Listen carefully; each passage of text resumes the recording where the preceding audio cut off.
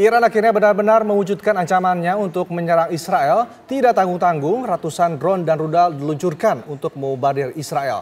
Militer Israel mengklaim sebagian besar drone dan rudal Iran berhasil dicegat.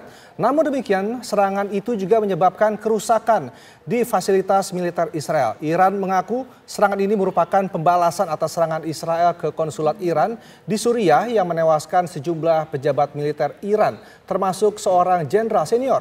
Pertanyaannya, mengapa Iran berani menyerang langsung ke daratan Israel dan akan seperti apa ya dampak dari peperangan ini ke depan? Telah bergabung bersama kami Ketua Pusat Studi Air Power Indonesia yang juga mantan Kasau Marsikal Purnawirawan Cepi Hakim, dan juga bergabung di studio pemerhati politik Iran Nasir Tamara. Selamat petang semuanya. Kita mau menuju ke Pak Cepi terlebih dahulu. Pak Cepi, kalau kita melihat konflik antara Iran dan juga Israel ini, kita mungkin melihat dari perspektif bagaimana kekuatan militer dari masing-masing negara ini, Pak Cepi. Ya, baik. Nah, sebelum sampai ke situ, saya perlu cerita dulu mengenai kecanggihan persenjataan, ya, supaya kita tahu latar belakangnya. Setelah Perang Dunia berakhir, ya, dengan dibomnya Hiroshima dan Nagasaki, maka setiap negara seolah-olah ditahan atau di dalam kondisi ceasefire bagi terutama negara-negara yang memiliki bom nuklir atau bom atom. Itu sebabnya tidak ada lagi perang dunia. Kalau terjadi itu konflik-konflik internal, ya perang-perang kecil-kecilan yang di dalam konspirasi teori. Saya nggak mau mendalami konspirasi teori karena tidak ada data dan fakta yang bisa dijadikan rujukan. Tetapi itu adalah untuk mempertahankan global military industry. Itu sebabnya konflik tetap terjadi, ya. Tapi sekali lagi itu satu hal. Nah, yang menjadi permasalahan adalah sekarang teknologi sudah memiliki kemampuan senjata yang mass destruction. Jadi tidak ada orang yang akan berani memulai lagi perang dengan mass destruction weapon. Kalau Amerika menyerang Irak dulu, dia tahu karena Irak tidak punya senjata mass destruction. Jadi negara-negara yang tidak punya itu biasanya dengan enteng aja diserang. Ya, tapi kalau negara yang punya, orang itu tidak akan sembarangan diserang. Contohnya misalnya Korea Utara itu tidak akan diserang karena diketahui Korea Utara itu punya, ya, beberapa negara tuh punya kemampuan mass destruction. Dan kemajuan teknologi ini sangat luar biasa, ya. Sebagai contoh, ya. Ini bukan konspirasi teori, tapi ada datanya di dalam bukunya Bob Woodward, yaitu Trump in the White House, itu ditulis bahwa ada perjanjian Amerika dengan Korea Selatan, ya, ada special CES program, ada perjanjian, ada top secret agreement antara Amerika dengan Korea Selatan. Mengapa? Karena Korea Utara sudah memiliki ICBM, Intercontinental Ballistic Missile, yang bisa mencapai Los Angeles dalam waktu 38 menit. Ya. Kita bisa bayangkan, ya, ICBM dengan kepala nuklir itu 38 menit dari Korea Utara ke Los Angeles. Itu sebabnya mereka harus punya kolaborasi dengan negara lain, dengan sekutunya. Selalu akan begitu. Dan Amerika mendapat bantuan dari Korea Selatan yang bisa membantu untuk mendeteksi kapan launching dari ICBM berkepala nuklir itu menuju teritori Amerika Serikat. Nah, dari kemajuan teknologi yang seperti itulah makanya kita melihat, ya, bagaimana saling menahan diri para negara-negara yang terlibat konflik. Saya tidak akan berbicara konfliknya, nanti Nasir Tamara akan berbicara banyak tentang konfliknya. Tetapi saya akan berbicara tentang teknologi persenjataannya. Salah satu sistem pertahanan udara baik di dunia itu adalah Israel. Karena dia menghadapi ancaman dari banyak negara, dan ancaman itu biasanya berupa surprise attack dari udara. Itu pasti. Dan salah satu sistem ini pernah dikembangkan oleh Ronald Reagan yang bernama Strategic Defense Initiative, yaitu pagar imajiner yang melindungi negara-negara NATO dari serangan-serangan ICBM dari Pakta Warsawa misalnya. Jadi Israel adalah one among the best, ya, air defense system. Ya, kita pernah dengar namanya Iron Dome, apalah namanya. Nah, sekarang pertanyaan, mengapa Iran menjadi berani, ya? Di samping faktor balas dendam, ya.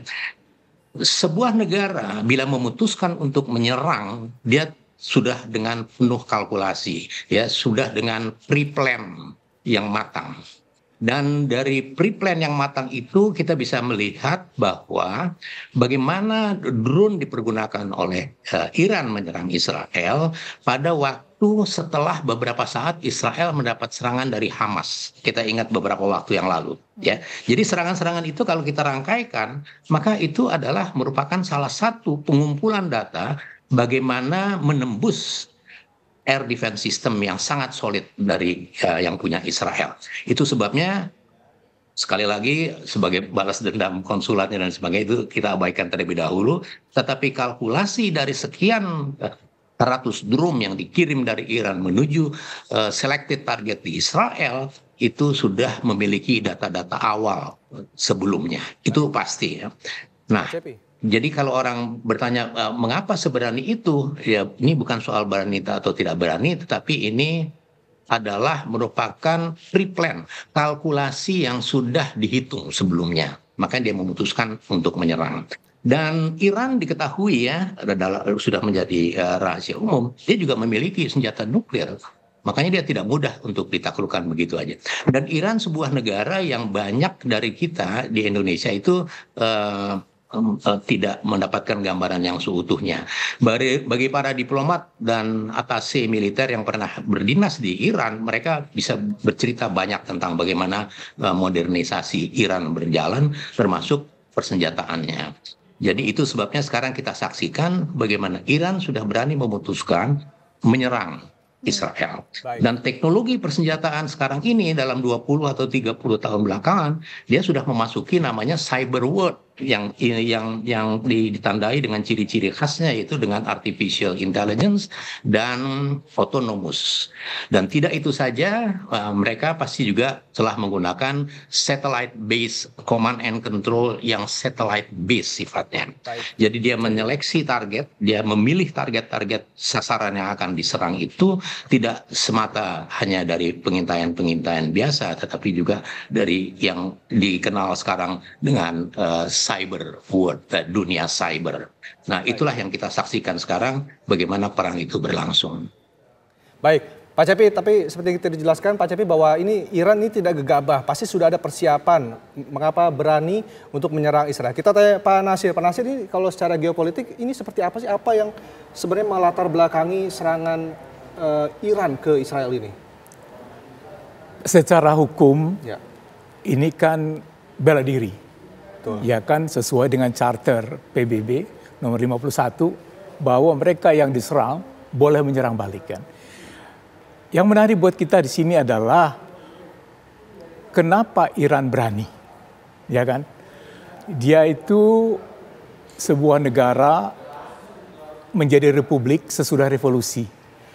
Waktu itu pemimpinnya namanya Imam Khomeini, Ayatollah Khomeini, berhasil memimpin gerakan rakyat untuk melawan Shah Iran dengan Perdana Menteri yang masih berada di tempat.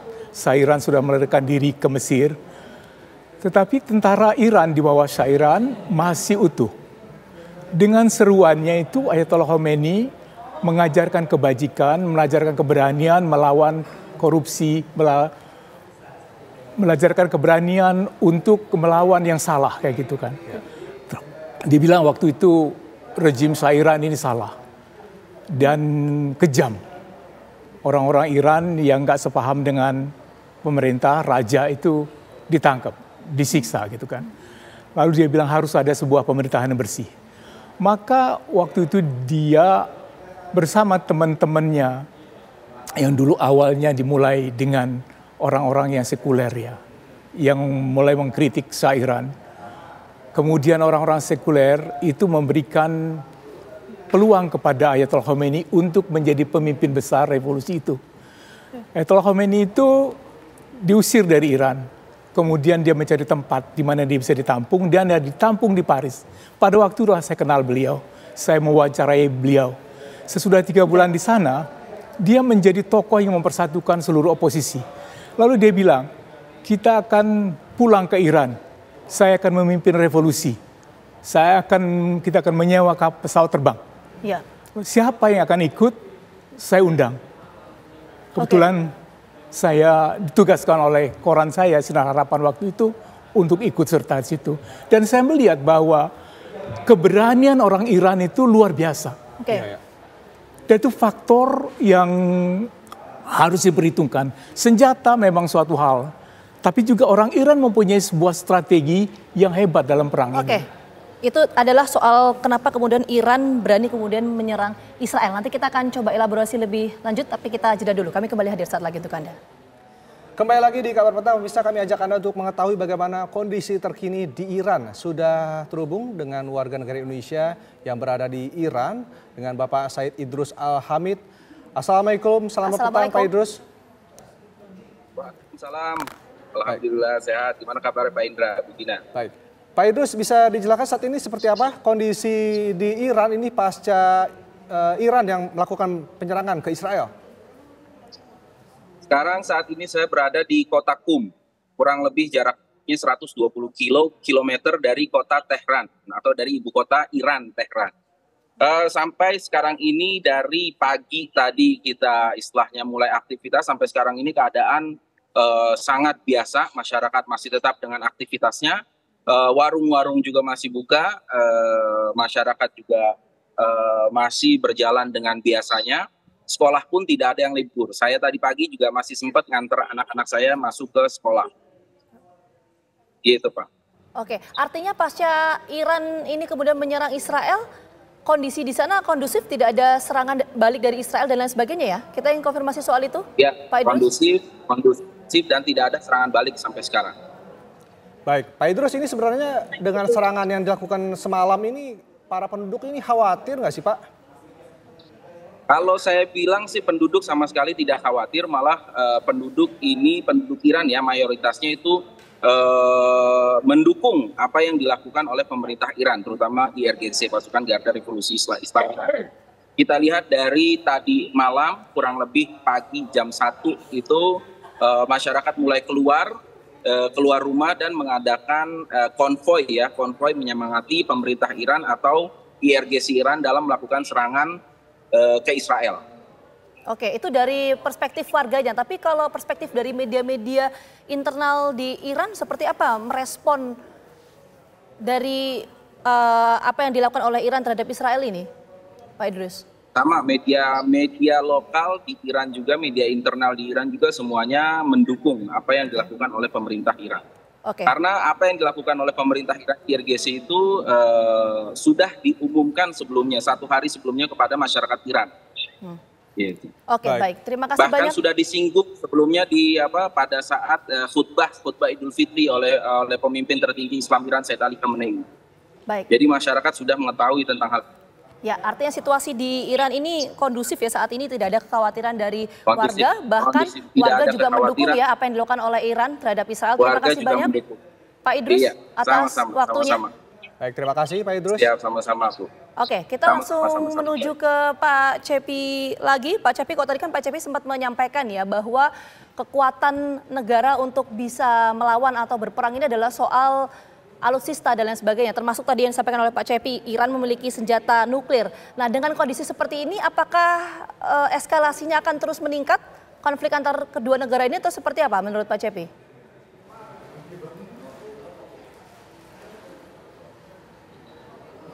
Pak Cepi. Boleh di-unmute terlebih dahulu, Pak Cepi? Sorry. Ya, silakan. Jadi kalau ditanya seperti itu, maka ini sulit untuk bisa diprediksi ya. Karena negara yang memiliki senjata pemusnah massal, yang memiliki nuclear power, itu seolah-olah dia punya trump card. Ya. Nah, misalnya ada penjelasan Presiden Amerika terakhir yang mengatakan udahlah Israel jangan balas misalnya ya, itu salah satu pola yang terlihat bagaimana kalau negara memiliki senjata pemusnah massal maka dia tidak mungkin diperlakukan sewenang-wenang karena dia bisa membalas dan itu akan menghancurkan semuanya. Dan itu terjadi sejak Perang Dunia Kedua. Jadi kita melihat kekuatan-kekuatan itu akan terlihat di permukaan siapa negara-negara mana yang mempunyai senjata nuklir dalam kapasitas pemusnah massal ya, mass destruction.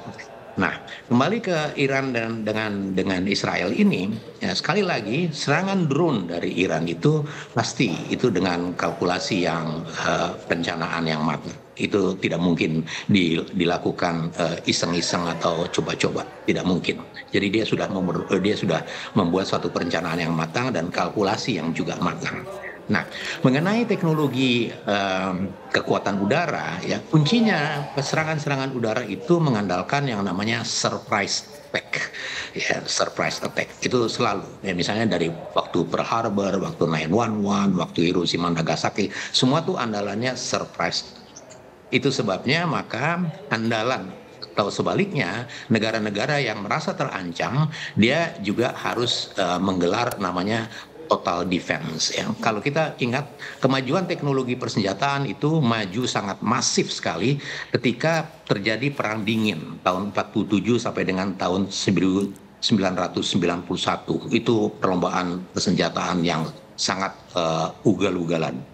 Dan itulah kemudian yang membuat peta dunia itu sangat jelas terlihat siapa yang punya senjata yang musnah massal, siapa yang tidak punya. Dan itu yang terjadi.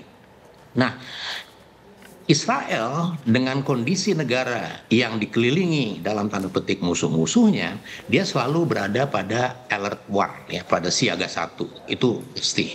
Di samping menggelar sistem tahanan udara yang mutakhir, yang up to date, dia juga alert one.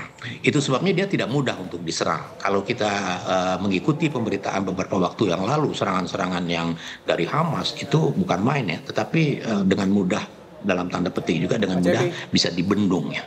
Akan tetapi kalau kita melihat serangan Iran sekarang ini, kita kemudian melihat rangkaian itu bahwa ternyata serangan-serangan yang dilakukan sebelumnya itu adalah berupa rangkaian data-data yang dikumpulkan untuk melakukan serangan drone ini. Sekali lagi saya cuma melihat dari perspektif teknologi persenjataan digunakan dan kesiapsiagaan sebuah negara menghadapi surprise attack ya. Kalau persoalan politik itu urusannya Nasir Tamara. Nah, kalau kemudian kita dihadapkan bagaimana dong ke depan ini? Sangat tergantung pada negara-negara yang berkoalisi dengan Israel. Dalam hal ini tentunya Amerika Serikat memegang kunci. Apakah ini akan menjadi lebih buruk atau akan menjadi lebih baik? Kita melihat ke depan nanti. Tetapi sinyal bahwa Amerika melunak, ya itu sudah terlihat dalam pemberitaan terakhir bahwa Joe Biden meminta Israel jangan langsung menyerang ke Iran. Artinya mereka ingin mencari jalan lain untuk penyelesaian konflik ini. Baik. Pak CP, ini kita masih menunggu apakah ini Amerika responnya akan seperti apa dan apakah benar ini ada Amerika Serikat dan Rusia di belakang dua perang ini kepada Pak Nasir. Namun Pak Nasir saat lagi tetaplah bersama kami di Kabar Petang, jangan kemana-mana.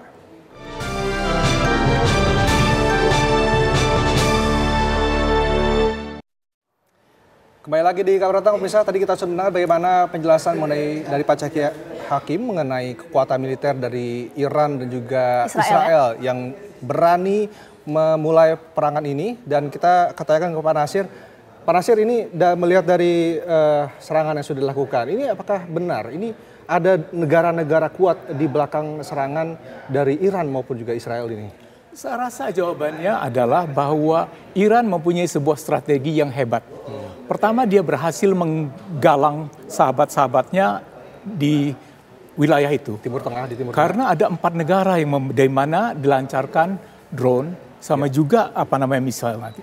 Negara-negara itu adalah Irak, Yaman, Suriah dan Lebanon kan. Ditambah dengan itu berhasil menggalang negara-negara yang berdekatan secara geografis dengan Israel, itu kekuatan. Karena artinya serangan itu adalah serangan regional. Betul. Kemudian bahwa Iran juga berhasil mendapat simpati dari Uni Soviet yang sedang berperang melawan Ukraina yang didukung oleh Amerika Serikat, itu juga kepandaian diplomasi dari Iran. Jadi kalau tidak pandai-pandai, kita akan menuju perang dunia ketiga yang kita tidak bisa bayangkan.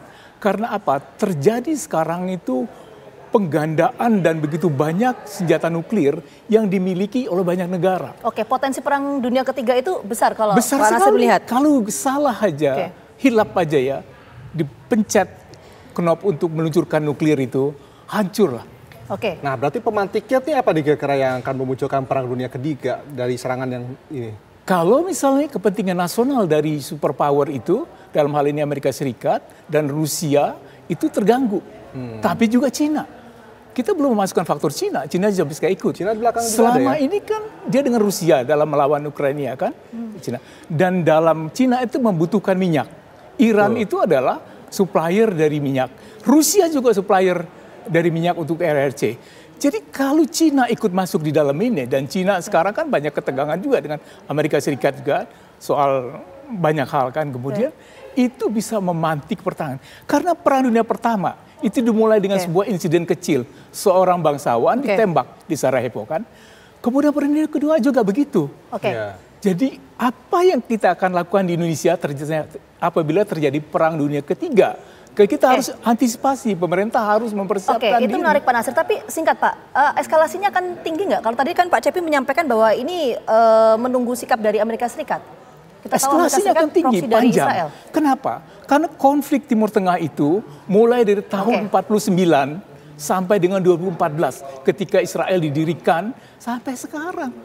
Jadi panjang sekali, udah lebih dari 50 tahun. Eskalasinya berpotensi bisa panjang ya. Karena di Timur Tengah baik, nggak kita ada yang poinnya. singkat. Gitu. Ya, kita menuju ke Pak Cepi. Pak Cepi, kalau tadi kan Pak Nasir menyampaikan ya bahwa ini potensi untuk eskalasinya bisa saja berkepanjangan kalau kita melihat konflik dua negara ini. Anda juga melihat seperti itu? Tadi kan Pak Cepi menekankan bahwa ini tergantung dari sikap Amerika Serikat yang merupakan proksi dari Israel. Seperti apa, Pak Cepi? Betul, jadi eskalasi itu bisa cepat, bisa lambat. Mengapa? Karena dengan kemajuan teknologi, national defense, terutama national air defense, ya kekuatan pertahanan udara nasional sebuah bangsa, itu tidak ada lagi sekarang yang mandiri. Semua itu tergantung dengan kolaborasi negara-negara sahabatnya, negara-negara sekutunya.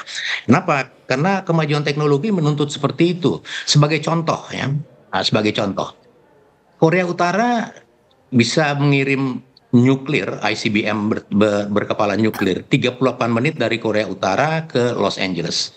NORAD, sistem pertahanan udara, sistem pertahanan angkasa luar Amerika, itu baru bisa mendeteksi 15 menit setelah di launch dari Korea Utara.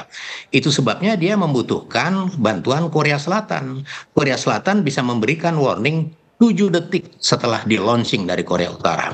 Ini sebagai gambaran saja bahwa sebuah negara tidak bisa menentukan sendiri. Dia akan berbicara dengan negara-negara mitranya dalam perspektif pertahanan negaranya sendiri. Dan negara-negara yang mempunyai persetujuan, yang punya special access program, yang mempunyai top secret agreement, tentunya juga mempunyai kepentingan-kepentingan sendiri yang menyangkut national interest masing-masing. Itu sebabnya saya katakan ini bisa terjadi eskalasi yang cepat, tapi juga sekaligus bisa juga eskalasi yang melambat, tergantung bagaimana dinamika hubungan antara Iran dengan sekutu-sekutunya dan Israel dengan sekutu-sekutunya.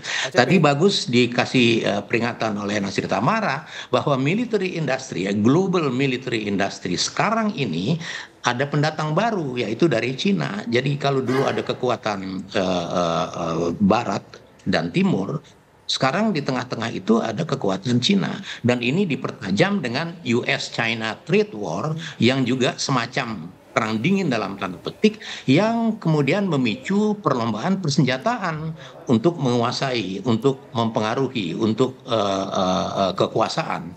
Amerika kita lihat dengan mudah ya, setelah Pearl Harbor diserang tahun 41, dia membangun angkatan perangnya ugal-ugalan. Dia membangun angkatan perangnya yang jargonnya adalah global reach, global power. Ya, dia menguasai dunia karena dia kapok dengan surprise attack di Pearl Harbor pada waktu itu.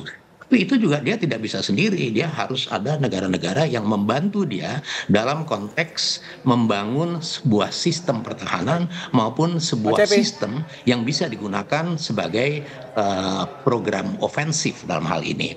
Dan itulah yang terjadi sekarang. Memang kita akan sulit memprediksi bagaimana ke depan antara Iran dan Israel. Baik, tapi salah satu kuncinya adalah sikap Amerika bagaimana. Ya.